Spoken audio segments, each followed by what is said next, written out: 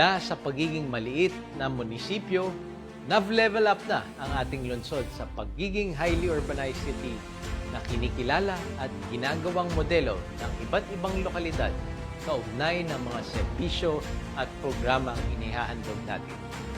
Taos-puso tayo nagpapasalamat sa lahat ng mga naging katuwang natin sa pagsulong ng nav-level up na botas mula sa mga kawani ng pamalang lungsod, mga opisyal at higit sa lahat sa bawat mamamayang Naboteño. Sama-sama tayo magbalik tanaw sa nakaraang taong paglakbay natin tungo sa isang mas maayos, mas masaya at nav-level up na Navotas.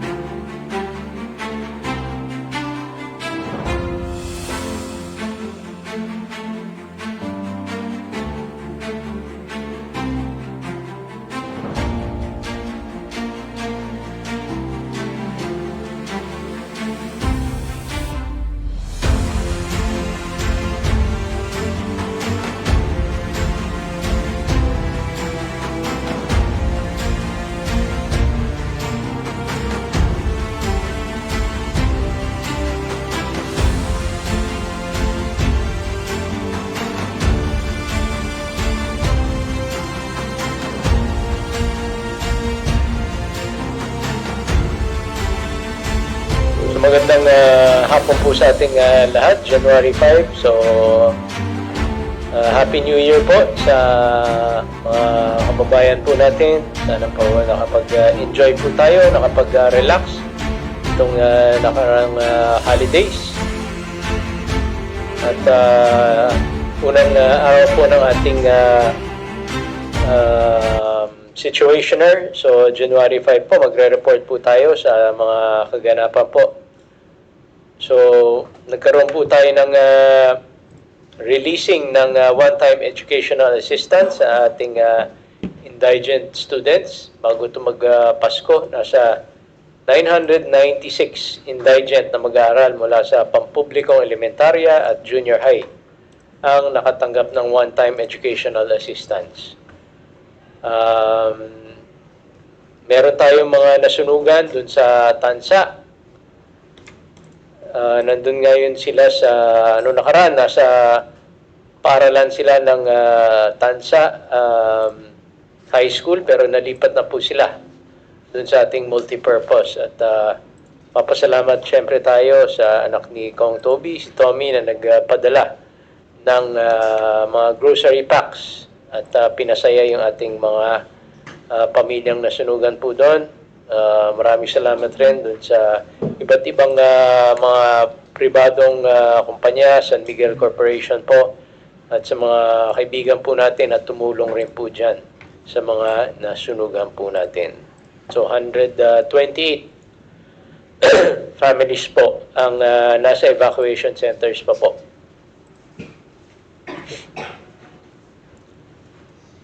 So, nung nakarang Pasko rin po, binisita po natin yung mga PDL po natin sa Navotas City Jail at naghandog ng konting pagkain. Ganon rin sa Bahay Pag-asa. Okay, at sa hospital po. Ayan. So, at nag-o-taking rin po ang ating bagong barangay chairperson ng Barangay Bagong Bayan North. dahil nga sa nangyari kay Kapitana Malu. So, ang pumalit sa kanya si Kapitan Armando Gonzales Sr., ang bagong barangay captain ng Bagong Bayan North. So, meron na dagdagan na 2 pang barangay na naging PIDEA recognition at drug cleared, Bagong Bayan South at North Bay North. So, sana i-maintain lang po natin. Meron pa kayong mga kilala pong mga nagbebenta, nagtutulak po dyan, paki-report po sa atin, mag-text lang po kayo. At ito po yung mga schedule po ng floodgate na operation schedule po natin. Itong floodgate po na to ay dun sa Tangos, Tansa na floodgate. So siguro next time isama nyo na rin dito sa report natin yung floodgate sa coastal. Kasi meron ng mga gumagana floodgate dyan, floodgate 1 and 2. So paalala lang po, huwag na nating hintayin na umabot hanggang July. Check na natin, baka meron tayong mga balanse pa dun sa ating mga amilyar. So meron tayong amnesty. So ang amnesty po ay wini-waive po dito yung penalty at interest. So malaki pong mababawas po sa atin. So sana kunin natin itong pagkakataon po na to na masettle yung mga balanse po natin. Real property tax, kung gusto niyo makapag-discount hanggang March 31, pag nagbayad kayo ng buo, meron kayong 6% discount po. At quarterly payments naman po, yan yung mga deadline po natin, March 31, June 30, September 30, at December 31. So kung meron kayong babayarin, pwede rin online sa business permit renewal, January 20 po. Okay, ang deadline. So, sa experience po natin, parating puno po yung January 20. So, sana ngayon po ay simulan na po natin para hindi kayo pumila na mahaba. Kung ayaw nyo naman pumila, ay mag-online po tayo. Yan rin po yung mga schedule ng mga renewal ng mga permit to operate, mga prangkisa, tricycle, PUJ, at private na tricycle de motor, at private e-bikes. So, itong mga private e-bikes po, sisiguraduhin muna natin kung talagang meron kayong paradahan. Okay? So, inaatasan po natin yung franchising, huwag muna i-release kagad hanggang sigurado tayo. Dahil nakita po natin sa pag-iikot, wala naman yata nakaparada sa mga paradahan. Doon yata sa kalye po to. So kung wala po tayong paradahan na maayos, ay malinaw naman po doon sa ating ordinansa, ay hindi pwede po yan mabigyan ng franchise.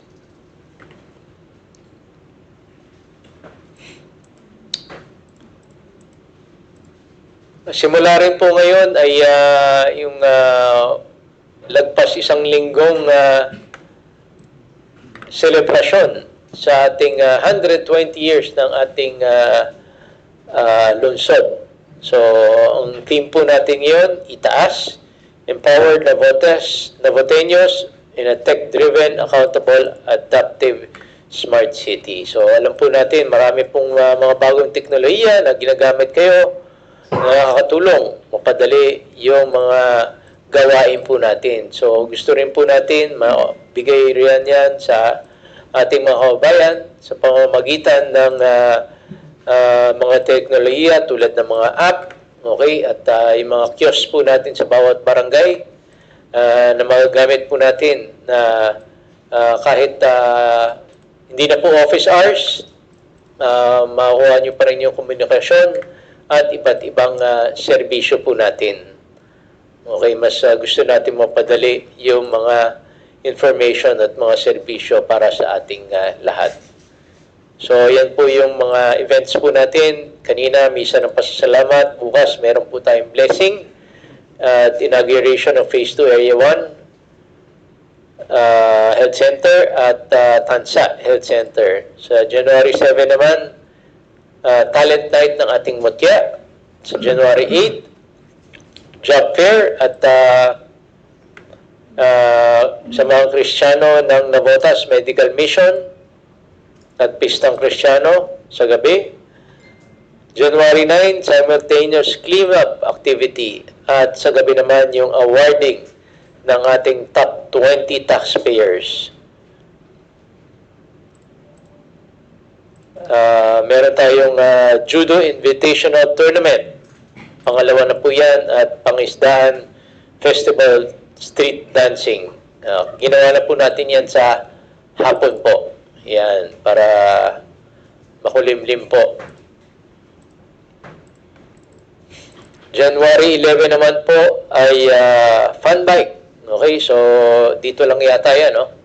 Within the Navotas. Sa hapon naman po ay meron tayong Polytechnic College Grand Alumni Homecoming. Sa NPC gagawin yan, no? Para maimbitahan po natin lahat ng ating mga alumni, makita nila yung kanilang bagong facility kung saan sila nag-aral. Okay? Blessing and inauguration of Navotas City Bahay Kalinga sa January 12. At January 30 naman, araw ng mga isda. Okay, may karera po dyan at iba't ibang activities. January 14, Zumba FL Cover Band. At kalusugan ng kababaihan launching a citywide HPV DNA screening. At sa hapon, merong financial literacy seminar. At January 15, ng gabi ay coronation po ng Mutya. Okay, at syempre, inyong inaabangan yung Rice for All at yung parada po. Okay, so pwede na po tayo magtanong.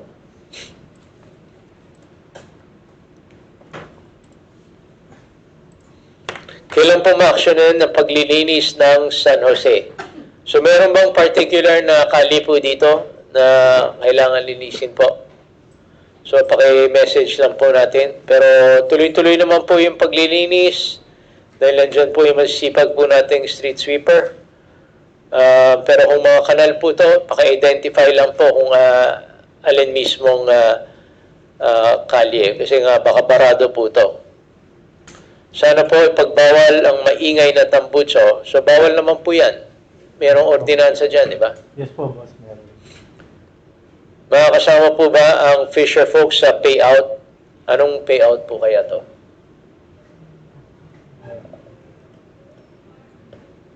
Pakilinaw po anong payout po. Makatanggap po ba ng pamasko ang PWD galing sa gobyerno? So lahat naman po ay nagbigay tayo ng konting pamasko. Okay, hindi naman per sector po yan. Lahat ng pamilyang nabotenyo po. Bakit wala pa rin pong certificate para maklaim ang reward tungkol sa TB Dots? Boss, kunin na lang po natin yung name. Binibigay naman po natin pagkatapos po ng gamutan nila. Makipag-ugnayan po sa health center kung saan po sila naggamot. May record naman po yan. Kung natapos ninyo, dapat automatic po yan. Ano pong balita sa papel na pinasa namin sa barangay ng Baguio? Kasi hanggang ngayon wala pa rin balita. Magandang hapon po. Ito po ay patungkol sa ITSAP po na in-apply natin during disaster. Ito po ay nasa tanggapan na po ng DHSUD or DSUD at kasalukuyan pong i-inform tayo sa magiging schedule po natin this year. Ano pong aksyon ng pamahalaan tungkol sa sunod-sunod na nakawan sa Rosal Street, Tansado? So, na-report na po natin to. Chine-check rin po natin yung ating CCTV. Pero remind na po natin yung ating barangay at yung kapulisan para rumonda po. Pwede po bang ipagbawal sa Navotas ng paputok? Lalo na yung nagtitinda. So, bawal naman po talaga yan, di ba? Bawal po. Paano po makapag-process ng PSA? Ongoing din po ba yun? Yes po, magandang hapon po. Pumunta lang po sa tanggapan namin sa second floor dito sa City Hall. Magdala lang po kayo ng valid ID tsaka pambayad po 195 po para sa birth, marriage and death, and then 250 po para po sa Senomar. Pwede po bang maglagay ng comfort room para sa mga nagsusumba? Saan po kayang barangay yun at saan specific area? C4. May CR naman dun ah.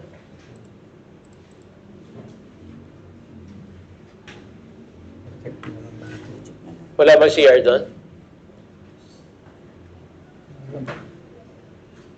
Sige, pa-check po natin. Sana po magmaayos ang pagbibigay ng bigas.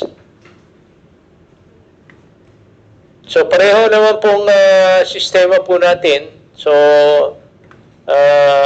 per family po yung bigayan po natin. At magbabahay-bahay pa rin po. Okay? At kung wala po kayo doon, iwan nyo lang po ang inyong QR code doon sa inyong kapitbahay o pamilya para makuha rin po ninyo. Sino po ang speaker sa financial literacy?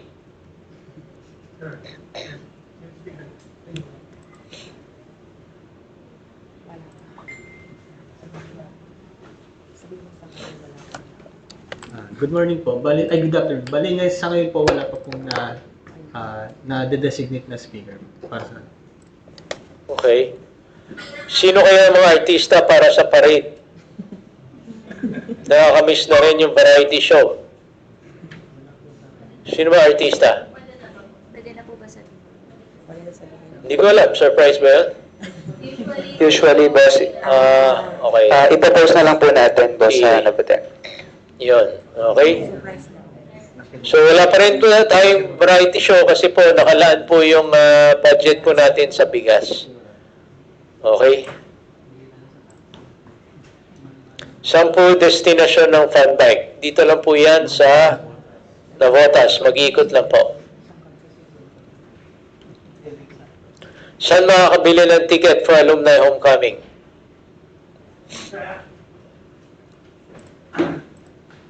Sa NPC po mismo, sir. Doon po mismo may alumni group po tayo ron, sir. Thank you po. Tanong lang po kung may update sa pabahay sa NBBS. Magandang hapon po. Tungkol po doon sa ating pabahay sa NBBS Kaunlaran, ang huling update po sa atin ng National Housing Authority ay currently yung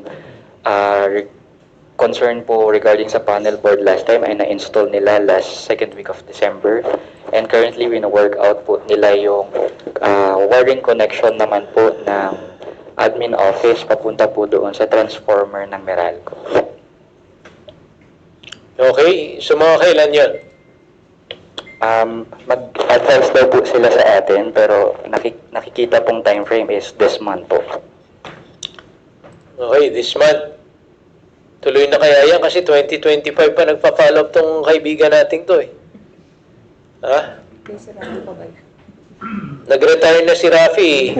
Hanggang ngayon, yan pa rin yung nagpa-follow up. Apo, yung mga beneficiaryo po natin ay ma-orient naman po at ma-inform natin kung ano po ang magiging schedule nila. Wala po bang ayuda sa registered fisher folk? So, lahat naman po, hindi naman kasi pwedeng fisher folk lang bigyan po natin. So, lahat naman po ay nagbigay po tayo ng konting pamasko. Yung fisher folk rin po ay nakapagbigay po sa inyo ng fuel subsidy. Sa araw ng Navotas, hindi naman pwedeng fisher folk lang rin po mabigyan. Siyempre, lahat rin po ng pamilya, mabibigyan rin po ng bigas. Matagal po ba talaga kumuha ng ayuda ng natapos ng inuman ng gamot ng TB? So, pwede pong paki-text po dito kung kailan kayo natapos at saang health center para malaman po natin. Dami pong asong gala sa Davila, nangahabol po. Okay? So, paki-inform po yung sa Agri. Davila sa Navotas West.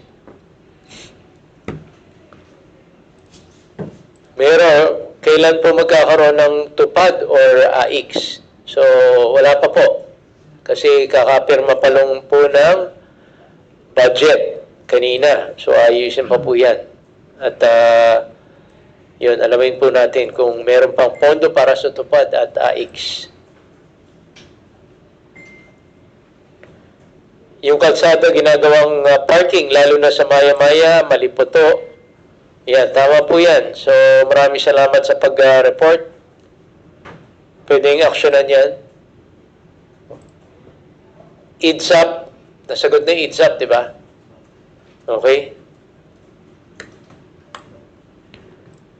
Talagyan naman ng CCTV sa Centennial Park.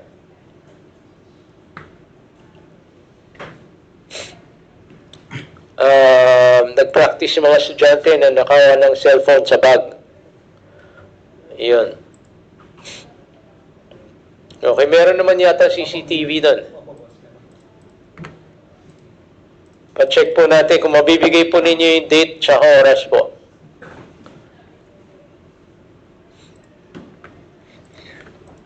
Okay, so wala na. Okay, so wala na po. Maraming salamat po sa inyong mga concern, mga katanungan po natin. Yung sa mga QR code po natin, sana kung meron pa kayong hindi malinaw yung sa family tree, ayusin na po natin bago mag-Rise for All. Per family po yan. So kung nakapasok yung isang pamilya dun sa isa, pwede po nating paiwalay po yan. Okay, verify lang po natin.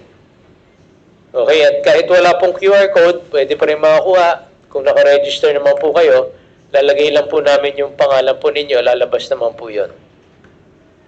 Okay, so Happy New Year po at maraming salamat at patuloy lang po kayong mag-mensahe dun sa dito po at sa text po natin. Maraming salamat po.